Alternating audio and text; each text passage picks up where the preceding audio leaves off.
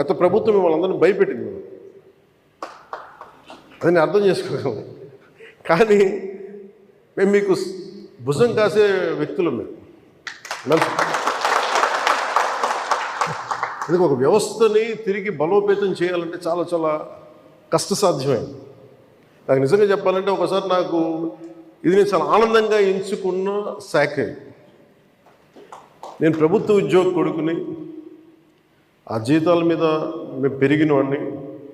మా నాన్న జీతాలు రాకపోతే మమ్మల్ని స్కూల్ బయటికి పంపించి మళ్ళీ జీతాలు వచ్చిన తర్వాత మళ్ళీ స్కూల్లోకి అలౌ చేసినాయి, అవి కూడా ఉన్నాయి నా సంఘటన. అలాంటి సంఘటనలు ఉన్నాయి. అందుకని నీ కష్టాన్ని అర్థం చేసుకోగలను. అంటే 1వ తారీఖు జీతం రాకపోతే ఏమవుద్దు నాకు అనుభవం ఉంది. నాకు అలాగే ఆఖరి వారంలో డబ్బులు అయిపోతే కూడా ఆ పరిస్థితి కూడా నాకు తెలుసు. పొరపాటున మేము ఏదో ఇవి జరిగిపోయినాయి కానీ మేము